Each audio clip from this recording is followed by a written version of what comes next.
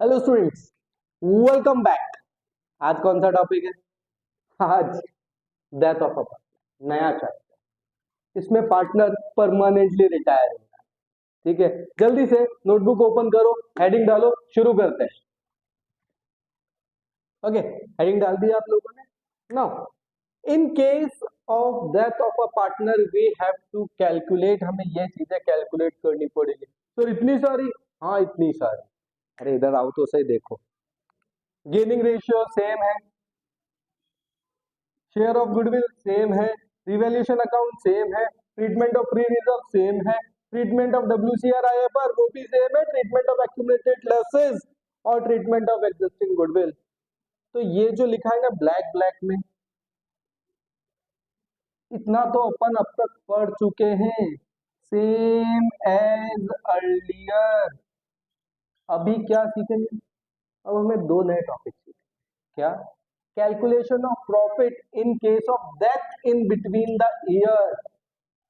Profit की calculation अगर partner की डेथ ईयर एंड पे नहीं हुई है, बिटवीन द ईयर हुई है।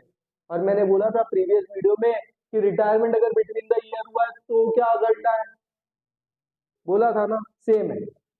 एग्जीक्यूटर्स लोन अकाउंट, ये भी मैंने प्रीवियस चैप्टर में बोला था, बोले इस चैप्टर में कराऊंगा। ये भी सेम है, सेम एज रिटायरमेंट पार्टनर का जो था लोन अकाउंट, उसके जैसा ही तो है। आया ना? चलो, ये टॉपिक डालो, हेडिंग, ये सारे नाम लिखो। लिखो सेम एज अर्लियर। ये दो नए टॉपिक है जो अपन इस चैप्टर में करेंगे। डन? चलो फास्ट, जल्दी।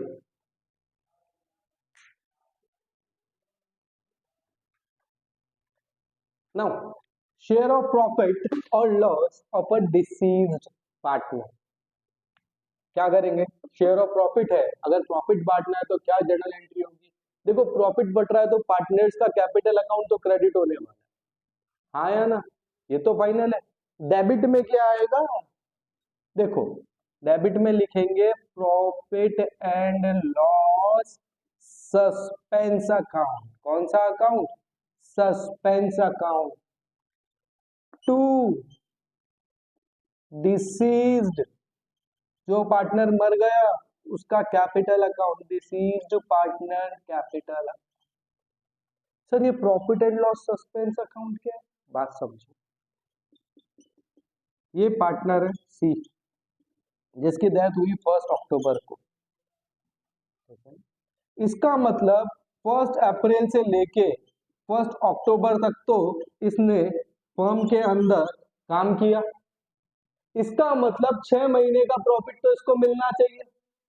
पर हम जो प्रॉफिट एंड लॉस अकाउंट बनाते हैं वो तो फॉर द ईयर एंडेड बनाते हैं। मतलब फर्म का जो एक्चुअल प्रॉफिट है वो कैलकुलेट होगा 31 मार्च को। महीने के 6 महीने बाद एक्चुअल प्रॉफिट कैलकुलेट होगा पूरे साल का। पर यहाँ पर तो हमको उसको ड्यूरिंग द ईयर मर गया ना। बोले 1 अक्टूबर को डेथ हुई, तो प्रॉफिट तो उसको 6 महीने का देना है। राइट? जब एक्चुअल प्रॉफिट कैलकुलेट होगा तब हमारे पास प्रॉफिट एंड लॉस अकाउंट आएगा। तब तक जितना भी इसको प्रॉफिट देना है वो किसमें से? Profit and loss suspense account. Clear? Sir, ये डेबिट हो रहा है, इसका मतलब ये क्या है? देखो, मतलब ये हमारा एक्सपेंस होना चाहिए, एसेट होना चाहिए, ड्राइंग होना चाहिए, लाइबिलिटी होनी चाहिए, इनकम होनी चाहिए, कैपिटल कुछ तो होना चाहिए। तो ये क्या है? ये जो है ना, एसेट है। और ये एसेट है। हाँ, एसेट है। कौन सी एसेट है? फिक्टिशियस एसेट है।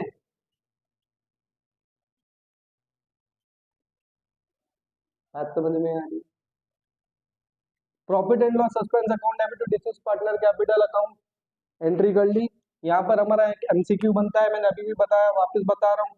Profit and loss suspense account क्या है? एसेट है। क्या है?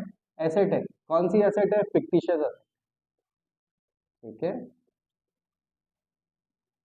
बात समझ में आ गई? हाँ या ना? क्लियर? शेयर ऑफ लॉस, अगर लॉस को शेयर करेंगे, अगर लॉस को शेयर करेंगे तो क्या होगा? पार्टनर्स कैपिटल अकाउंट कम होगा सर। करेक्ट बात है। एंट्री क्या होगी?